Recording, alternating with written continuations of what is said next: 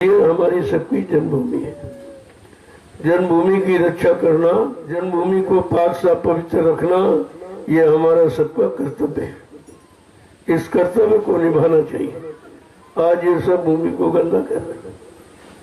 वैसे कहते हैं ये माता धरती माता है, तो माता पर ये अत्याचार, इसकी ये बात समझ में नहीं आ रही।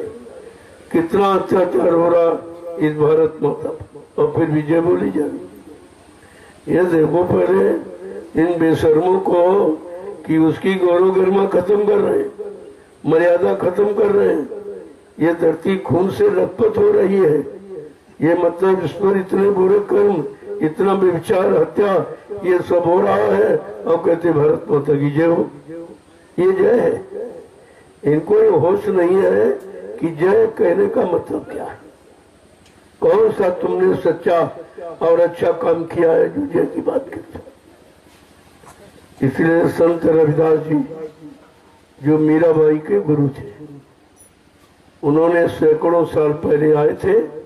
अपनी एक मतलब जो उन्होंने लिखा है वो अमरवाणी, वो संतवाणी है, भविष्यवाणी जिसे कहते हैं। अपनी ज्ञान पोथी रचित ग्रंथ में जो ज्ञान पोथी उन्होंने लिखी है, उसमें उन्होंने लिखा, पूरा इतिहास लिख दिया कि आगे कलयुग का समय कैसा, कितना खराब हो जाएगा, इतना खराब हो जाएगा कि सुधारने वालों की हिम्मत खत्म हो जाएगी।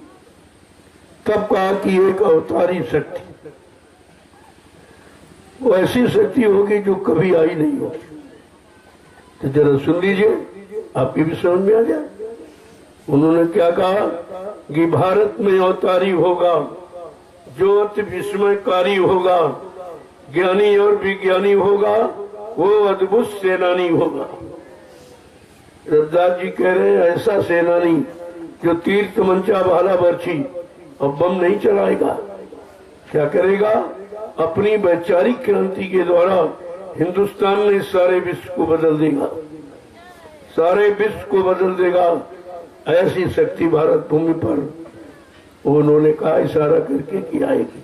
तब तो खैर आगे उसका काम भी हो रहा है, लेकिन उन्होंने कहा, और उन्होंने कहा कि वो शक्ति ऐसी अनोखी होगी, ऐसा एक अनोखा काम करेगा जो कोई कर ही नहीं सकता।